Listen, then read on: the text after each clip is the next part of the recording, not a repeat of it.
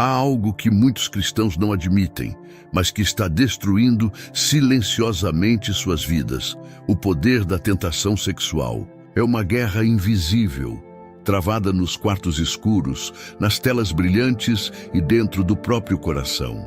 Milhares estão perdendo essa batalha. E o mais triste é que acreditam que Deus já desistiu deles. Mas e se eu te dissesse que não é o fim? Que há uma estratégia real para sair desse ciclo de culpa, queda e vergonha. Fica comigo, porque hoje você vai descobrir como quebrar essa corrente de uma vez por todas.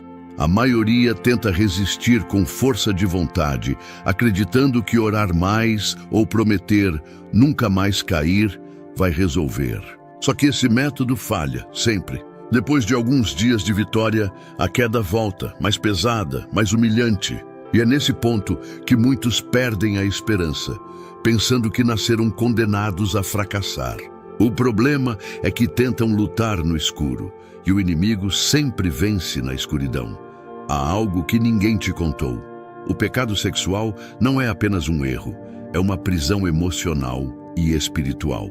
E toda prisão tem uma chave, mas você só a encontra quando se atreve a encarar o que está escondido. A proposta deste vídeo é simples: te mostrar passo a passo como expor, cortar, fugir e vencer o que está te destruindo. Não com palavras vazias, mas com uma estratégia que realmente transforma vidas. Antes de continuar, quero te preparar. O processo não é fácil. Exige coragem, transparência e apoio. Você vai ter que olhar para partes de si mesmo que preferia esquecer. Mas é justamente aí que Deus começa a curar, nas feridas que você escondeu por vergonha. Porque o que permanece oculto cresce, e o que é trazido à luz começa a morrer. Então, antes de dar o primeiro passo, faça uma escolha. Você quer continuar carregando o mesmo peso, fingindo estar bem, ou está pronto para começar a lutar com uma nova arma, a verdade? A resposta vai definir o rumo da sua liberdade. O primeiro passo é o mais duro: expor o que está oculto. Não dá para vencer um inimigo que vive escondido. Em Efésios 5, Paulo diz que tudo o que é revelado pela luz se torna luz. É exatamente isso. A libertação começa quando você para de fingir. Admitir diante de Deus é o início, mas confessar a outra pessoa é o ponto de virada. Porque o pecado cresce em segredo e morre quando é exposto. Ser brutalmente honesto consigo mesmo é uma forma de quebrar o poder do engano. Talvez você esteja preso à pornografia ou se envolvendo em relacionamentos sem propósito. Talvez tenha vergonha de admitir, mas Deus já sabe. A confissão não é para informar a Ele, é para libertar você. E quando você se abre com alguém de confiança, um pastor, um mentor, um amigo maduro, algo muda dentro de você. A vergonha perde força, o medo começa a recuar, a luz entra. Mas atenção, expor o pecado não é apenas contar o que você faz, é entender por que faz. O que te leva até lá? Quais emoções antecedem a queda? Solidão, raiva, ansiedade? Essas respostas são o mapa da sua libertação. Porque o pecado é uma erva daninha. Se você só corta a parte visível, ela volta a crescer. É preciso arrancar a raiz. Lembro de um homem que confessou sua luta após anos de silêncio. Esperava ser rejeitado, mas encontrou acolhimento e direção. A partir daquele dia, nunca mais lutou sozinho. Porque a luz não humilha, ela cura. A confissão não é o fim da fé, é o começo da restauração. E se esse tema tocou em algo dentro de você, comente aí embaixo: eu escolho a luz. Escreva isso. Declare publicamente que hoje começa o fim do silêncio. Depois de expor o que está oculto, vem o segundo passo: cortar o que te faz cair. Jesus foi claro em Mateus 5. Se o teu olho te faz tropeçar, arranca-o. Não porque ele queria mutilação, mas porque sabia que o verdadeiro perigo está em tolerar o que nos destrói. A maioria das pessoas tenta controlar o pecado, mas o que precisa ser controlado já está te controlando. E é aí que muitos perdem a guerra. O problema é que criamos justificativas. Não é tão grave assim. Eu consigo lidar. Mas toda vez que você alimenta o que te destrói, o ciclo se repete. O pecado sexual é como fogo. Quanto mais combustível, mais intenso ele se torna. E enquanto você mantiver acesos os pequenos fósforos, as redes, as conversas, as distrações, esse fogo nunca se apagará. Cortar é radical, é doloroso, mas é o único caminho para a liberdade. Talvez isso signifique excluir aplicativos, bloquear conteúdos, mudar sua rotina ou até se afastar de pessoas que te levam a cair. Não é castigo, é autopreservação. Não se trata de perder algo, mas de recuperar tudo que o pecado te roubou, tua paz, tua energia, tua comunhão com Deus. Porque não há prazer momentâneo que compense a vergonha de viver dividido entre o que você é e o que finge ser. E aqui está o ponto que poucos entendem. Eliminar não é apenas evitar. É substituir. Preencha o espaço que o pecado ocupava com algo que edifique. Ore, sirva, busque. Porque se você só tirar o mal, mas não colocar o bem, o vazio te puxará de volta. A carne odeia o vácuo espiritual, e é por isso que tantos recaem. Mas há algo que pode mudar tudo, algo que poucos têm coragem de fazer, e que separa os que vencem dos que continuam caindo. O terceiro passo é aprender a fugir. Sim, fugir. E não há vergonha alguma nisso.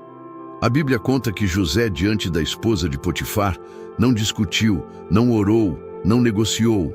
Ele simplesmente correu. Deixou o manto nas mãos dela e saiu da casa. Porque às vezes a fé não está em resistir, está em escapar.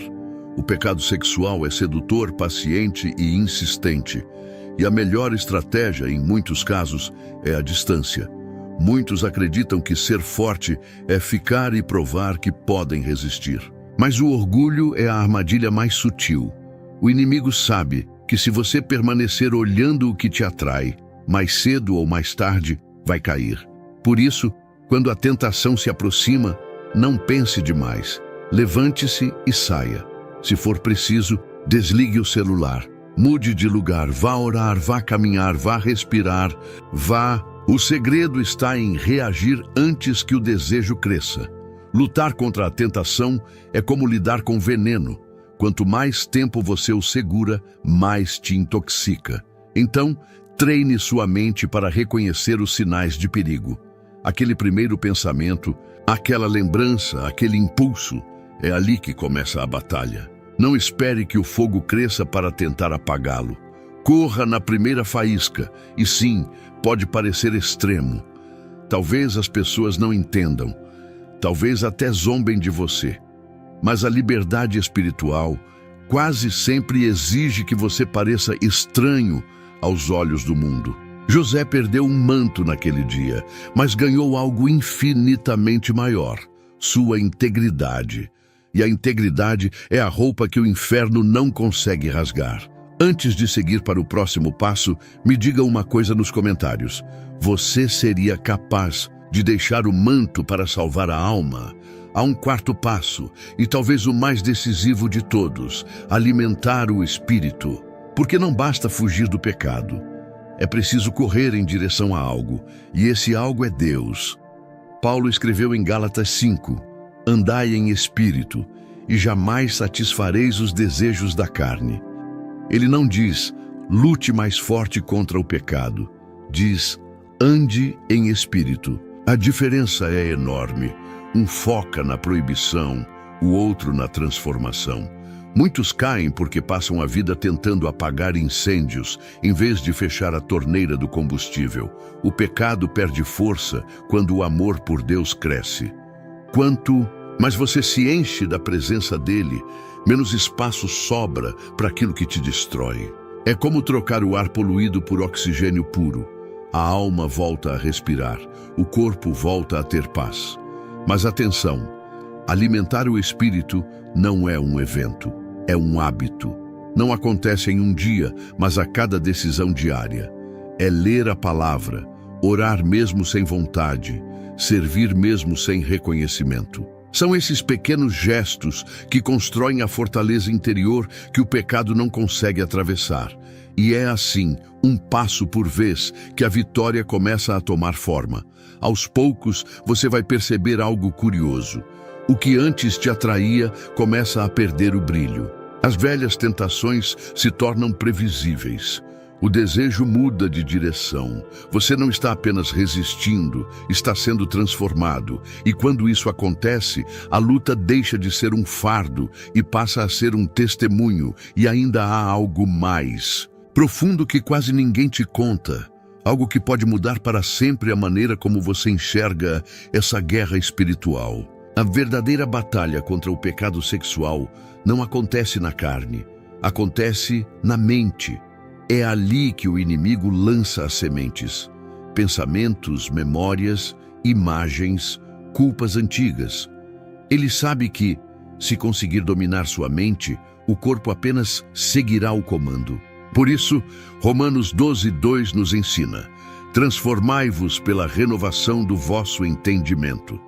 Vencer começa com a forma como você pensa. O diabo não precisa te vencer no ato. Basta convencer você de que é impossível mudar. E é assim que ele mantém cristãos presos por anos. Você é sujo demais.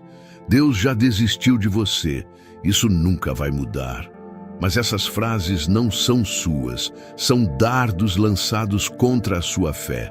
Por isso, cada vez que ouvir essas mentiras, responda com a verdade. Não há condenação para os que estão em Cristo Jesus. Renovar a mente é substituir vozes. Deixe de ouvir a voz da culpa e comece a ouvir a voz do Espírito. Quando vier o impulso, lembre-se, você não é escravo. Quando vier a vergonha, diga, fui perdoado. Quando vier a tentação, repita, eu sou o templo do Espírito Santo. A mente é o campo de guerra e a palavra é a espada. Mas aqui está o detalhe que poucos percebem e que transforma completamente essa caminhada. Quanto mais você se aproxima da verdade, mais o inimigo muda de tática. Ele vai parar de tentar te fazer cair para tentar te fazer desistir. E é aí que muitos perdem, porque confundem fraqueza com fracasso. Então me diga, quando você sente que não consegue mais lutar, será que é o fim ou será que é exatamente o ponto onde Deus está prestes a te reconstruir? A maioria das pessoas acredita que a liberdade é o oposto da queda, mas não é. A verdadeira liberdade é a capacidade de se levantar depois da queda. Ninguém vence essa guerra de forma perfeita. Todos tropeçam, todos sangram, todos se decepcionam consigo mesmos em algum momento. Mas o que define quem permanece escravo e quem é liberto é uma única decisão: continuar. O inimigo não teme o crente que nunca cai. Ele teme o que sempre volta para Deus. Há uma diferença profunda entre culpa e arrependimento. A culpa te prende ao passado. O arrependimento te impulsiona ao recomeço. Um diz, você falhou, então acabou. O outro diz, você falhou, mas ainda há caminho. E é esse caminho que o Espírito Santo quer reacender dentro de você. Porque a graça não é um prêmio para os fortes, é o remédio para os feridos. A cada vez que você se levanta, algo dentro de você muda. O medo diminui, a vergonha se dissolve e a esperança se torna mais forte que o desejo. Deus nunca esperou perfeição de você. Ele sempre esperou rendição. É no momento em que você se entrega completamente que a luta finalmente começa a fazer sentido. Mas há um segredo que poucos entendem. A tentação não é apenas uma batalha moral. É também um espelho espiritual. Ela revela não apenas onde você cai, mas o que ainda não foi curado dentro de você. E se você tiver coragem de olhar para essa dor com honestidade, descobrirá que a tentação pode se tornar o portal para uma cura muito mais profunda. E aqui está o ponto que pode mudar tudo. E que talvez explique por que essa luta ainda não acabou para você. Muitos não percebem que o pecado sexual, na verdade, não é sobre prazer, mas sobre carência. Por trás de cada queda, existe um coração faminto por conexão, por afeto, por validação. E enquanto essas necessidades permanecerem sem resposta, o corpo continuará buscando alívio no lugar errado. Por isso, Deus não quer apenas que você resista ao pecado, Ele quer preencher o vazio que o pecado tenta ocupar. Talvez a raiz da tua luta não esteja em um desejo carnal, mas em uma ferida antiga: rejeição, solidão, abandono. O pecado apenas oferece um anestésico rápido para uma dor mais profunda. E é por isso que a verdadeira cura não começa na abstinência, mas na entrega. Quando você permite que Deus entre nesse lugar quebrado, o que antes te controlava começa a perder o poder. A libertação não é só parar de pecar, é descobrir por que você buscava o pecado em primeiro lugar. Quando a alma é curada, o corpo encontra descanso. Quando o coração é restaurado, a tentação perde o sabor. E então algo muda. O prazer deixa de ser uma fuga e passa a ser uma consequência natural de viver em paz com Deus. Mas há algo ainda mais surpreendente. Quanto mais você se cura, mais perceberá que essa luta nunca foi apenas sobre você. Porque quando alguém vence o que o dominava, ele se torna luz para quem ainda está nas trevas. E talvez, só talvez, essa dor que você carrega tenha o propósito de libertar outros através da sua história. Quando você começa a enxergar o propósito por trás da dor, tudo muda. O que antes parecia apenas um fracasso se torna um testemunho em construção. Cada queda que você superou, cada lágrima derramada, cada oração silenciosa em meio à vergonha, tudo isso se transforma em matéria-prima para o seu ministério. Deus não desperdiça feridas, Ele as usa como pontes para alcançar quem ainda está preso no mesmo desespero que um dia te sufocou. E talvez esse seja o motivo pelo qual Ele ainda não apagou essa lembrança da sua mente. Não para te punir, mas para que você nunca esqueça o caminho de volta, quando alguém te pedir ajuda. Porque quem foi curado por dentro carrega nas mãos o antídoto que pode libertar outros. E a sua voz, antes calada pela culpa, pode se tornar a mensagem que trará esperança a alguém que pensa estar sozinho. A liberdade, então, deixa de ser apenas um objetivo pessoal e passa a ser uma missão espiritual. Viver limpo diante de Deus não é apenas resistir ao mal, mas se tornar instrumento de restauração. O pecado que te envergonhava pode se tornar o testemunho que glorifica a graça. Porque o inferno perde força toda vez que alguém transforma a própria queda em mensagem de salvação. Mas aqui vem a verdade mais profunda de todas. Você não precisa vencer todos os dias para ser livre. Precisa apenas decidir que não vai mais lutar sozinho. É nesse ponto que o Espírito Santo entra, não como um juiz, mas como um companheiro fiel que caminha contigo, mesmo quando você tropeça. E é exatamente aí que a graça se torna real. A libertação completa não é um destino, é um caminho. E esse caminho é feito de escolhas pequenas, repetidas com fé. A cada dia que você decide confessar, cortar, fugir e alimentar o espírito, a prisão vai perdendo suas grades. Você começa a perceber que já não é mais escravo, que o que te dominava ontem, hoje não tem mais o mesmo poder. E o que antes era motivo de vergonha, agora se transforma em força. Deus nunca te chamou para uma vida sem lutas, mas para uma vida onde as lutas te ensinam a depender dele. E talvez esse seja o segredo que muda tudo. A santidade não é ausência de tentação, é presença constante do Espírito. Enquanto ele estiver dentro de você, sempre haverá um caminho de volta para a luz. Não importa o quão escura tenha sido a noite, lembre-se, cada passo, por menor que pareça, é uma declaração de guerra contra o inferno. Cada vez que você diz não, o céu celebra. Cada vez que você ora, mesmo sem sentir nada, algo dentro de você está sendo fortalecido. Você pode não ver, mas está vencendo. Porque a vitória nem sempre grita, às vezes apenas respira em silêncio. E se você chegou até aqui, é porque de alguma forma o Espírito Santo está te chamando para recomeçar. Não amanhã, não quando se sentir digno, mas agora. Porque o tempo da vergonha acabou. Hoje é o dia da reconstrução, da reconciliação, da liberdade verdadeira. E essa liberdade já começou dentro de você. Se essa mensagem tocou teu coração, deixe o like, se inscreva e ative o sininho. Porque ainda há muito mais que Deus quer revelar à sua vida. E esta jornada está apenas começando. está apenas começando.